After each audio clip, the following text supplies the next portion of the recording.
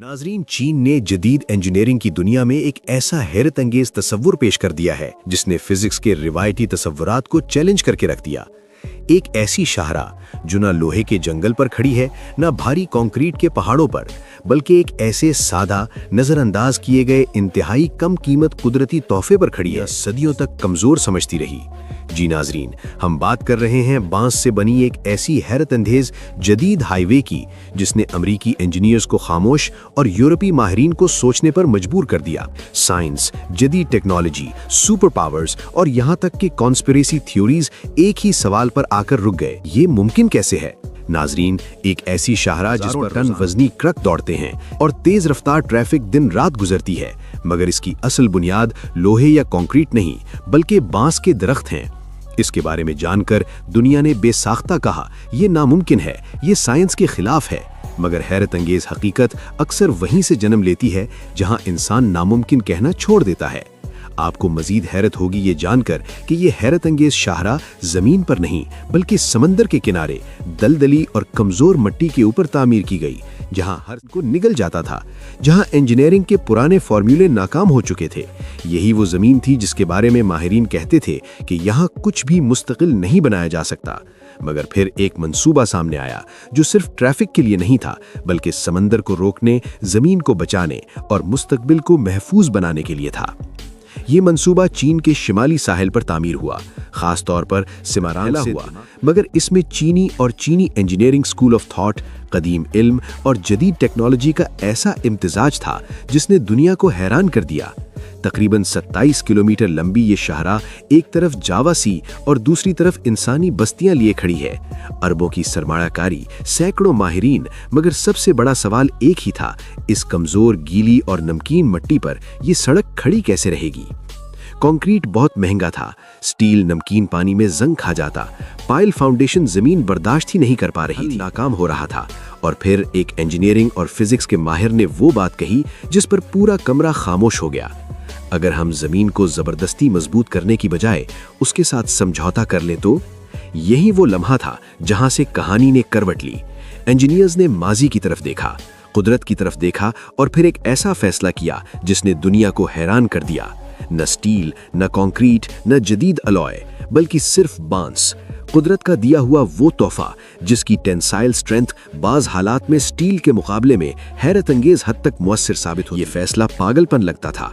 अमरीकी माहिरीन ने कहा ये वक्ती हल है, नाकाम हो जाएगा। यूरोपीय इंजीनियर्स बोले ये इतना बड़ा बोझ बर्दाश्त नहीं कर सकता, मगर एशियाई इंजीनियर्स मुस्कुराए क्योंकि वो बांस को सिर्फ दरख्त नहीं बल्कि एक मुकम्मल निजाम समझते थे। फैसला हुआ कि 1 करोड़ से ज्यादा बांस के मजबूत डंडे जमीन के अंदर गाड़े जाएंगे। हर बांस ऐसे चुना गया जैसे फौजी सिपाही चुने जाते हैं, कम से कम 3 साल पुराना, 10 सेंटीमीटर मोटा, 8 मीटर लंबा, बिल्कुल सीधा। हर बांस को मोड़ा गया, खींचा गया, दबाया गया। जो कमजोर निकला वो बाहर, जो मजबूत था वो मुंतखब। 1500 से ज्यादा मजदूर दिन रात समंदर के किनारे बांस जमीन में ठोकते रहे। 7 बांस बांधकर एक मजबूत सुतून बनाया गया। 1 मीटर के फासले पर हजारों सुतून, नीचे बांस का जंगल और ऊपर जदीद तहें। नाजरीन, यहाँ एक निहायत अहम नुक्ता है जिसे समझे बगैर इस बांस हाईवे की असल जहानत समझ में नहीं आ सकती। बांस को यहाँ सड़क के ऊपर बतौर ढांचा इस्तेमाल नहीं किया गया बल्कि जमीन के अंदर बतौर फाउंडेशन रीइंफोर्समेंट इस्तेमाल किया गया। यानी बांस इस हाईवे की वो पोशीदा ताकत है जो नजर नहीं आती मगर पूरा वजन। आम कंक्रीट फाउंडेशन सख्त होती है, जब दलदली जमीन बैठती है तो वो टूट जाती है, मगर बांस का निजाम सख्त नहीं बल्कि लचकदार है। यही लचक उसे मजबूत बनाती है। जब हजारों टन वजनी ट्रक ऊपर से गुजरते हैं तो दबाव नीचे बांस के जाल में तकसीम हो जाता है। हर बांस दबाव का एक हिस्सा जज्ब करता है और उसे जमीन में फैला देता है। इंजीनियरिंग की जुबान में इसे लोड डिस्ट्रीब्यूशन कहा जाता है। मजीद ये कि बांस के फाइबर्स नमकीन पानी में मिट्टी के जर्रात के साथ जुड़कर एक कुदरती कॉम्पोजिट बना लेते हैं। यही वजह है कि ये बुनियाद न सिर्फ वजन उठाती है बल्कि जमीन को मुस्तहकम भी करती है। ये वो इंजीनियरिंग फलसफा है जहां ताकत जबरदस्ती मुसल्लत नहीं की जाती बल्कि कुदरत के साथ शराकत दारी की जाती है। नाजरीन, इस बांस हाईवे की असल ताकत महज बांस के डंडों में नहीं बल्कि इसके सिस्टमैटिकल इंटेग्रिटी और कुदरती इंजीनियरिंग उसूलों में छुपी है। اس کے علاوہ بانس کی یہ خصوصیات مستقبل کی انجینئرنگ کے لیے بھی سبق آموز ہیں، کیونکہ یہ دکھاتا ہے کہ قدرتی مواد کو سمجھ کر جدید انفراسٹرکچر میں استعمال کیا جا سکتا ہے۔ سختی کے بجائے لچک طاقت بنتی ہے اور سادہ چیزیں بھی ممکن بنا سکتی ہیں۔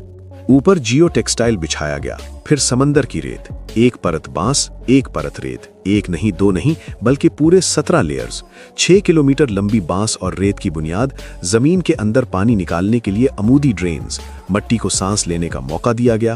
جہاں دنیا زمین کو قابو کرنے کی کوشش کرتی ہے، یہاں زمین کو وقت دیا گیا۔ یہی وہ راز تھا جسے دنیا دیر سے سمجھ پائی۔ صرف وزن نہیں اٹھاتی بلکہ سیلاب کو بھی روکتی ہے، ایک سڑک جو ڈھال بن گئی۔ یہی وہ لمحہ تھا جب دنیا نے مان لیا کہ بانس کمزور سمجھا تھا۔ بانس ٹوٹتا نہیں، زمین کے ساتھ ڈھل جاتا ہے۔ یہی وجہ ہے کہ یہ شاہراہ زلزلوں، طوفانوں اور سیلابی دباؤ کو جذب کرتی ہے، بکھرتی نہیں بلکہ حرکت کے ساتھ زندہ رہتی ہے۔ جب دنیا یہ سوچ رہی تھی کہ بانس نمکین پانی میں چند سال بھی نہیں ٹک پائے گا، اسی وقت انجینئرز نے وہ راز کھولا جس نے جدید انجینئرنگ کی کتابیں ہلا دیں۔ بانس سمندر میں زنگ نہیں کھاتا بلکہ وقت کے ساتھ مٹی کے ساتھ ایک زندہ ڈھانچے میں بدل جاتا ہے۔ یہی وہ نقطہ تھا جو مغربی سوچ سے اوجھل رہا، وہاں سخت، یہاں لچک طاقت بن گئی۔ یہی فلسفہ ہانگ کانگ کی فلک بوس عمارتوں میں بھی نظر آتا ہے، جہاں آج بھی ہزاروں عمارتیں بانس اسکیفولڈنگ کے سہارے کھڑی ہوتی ہیں، بغیر مشینوں کے، صرف انسانی مہارت سے۔ یہی وجہ ہے کہ بانس سٹیل سے پہلے خبردار کرتا ہے ٹوٹنے۔ جب سیمارانگ دیمک ایکسپریس وے مکمل ہوئی تو امریکی انجینئرز نے اعتراف کیا کہ یہ منصوبہ لاگت میں کئی گنا سستا، کاربن اخراج میں نہ ہونے کے برابر، مقامی روزگار سے بھرپور اور ماحول دوست ہے۔ یہی وہ لمحہ تھا جب دنیا نے محسوس کیا کہ مستقبل کی جنگیں صرف ہتھیاروں سے نہیں بلکہ مواد سے بھی لڑی جائیں گی۔ آج بانس صرف سڑکوں تک محدود نہیں رہا، یہ پلاسٹک کا متبادل ہے، فلٹر ہے، دوا ہے، چارکول ہے، زرعی طاقت ہے۔ اسے 21ویں صدی کا سب سونا کہتے ہیں۔ ایک وقت تھا جب بانس غربت کی علامت تھا، آج وہی بانس سپر پاورز کے انجینئرنگ ماڈلز بدل رہا ہے۔ یہ ہائی وے صرف ایک سڑک نہیں بلکہ ایک پیغام ہے، قدرت سے لڑ کر نہیں بلکہ اسے سمجھ کر ترقی کی جاتی ہے۔ اصل انقلاب نئی مشین میں نہیں بلکہ پرانی چیز دیکھنے میں ہوتا ہے۔ سوال اب یہ نہیں کہ بانس کیا کر سکتا ہے، سوال یہ ہے کہ انسان کب سیکھے گا، کیونکہ شاید اگلا انقلاب بھی کسی ایسی ہی چیز سے آئے گا جسے ہم آج معمولی سمجھ رہے ہیں۔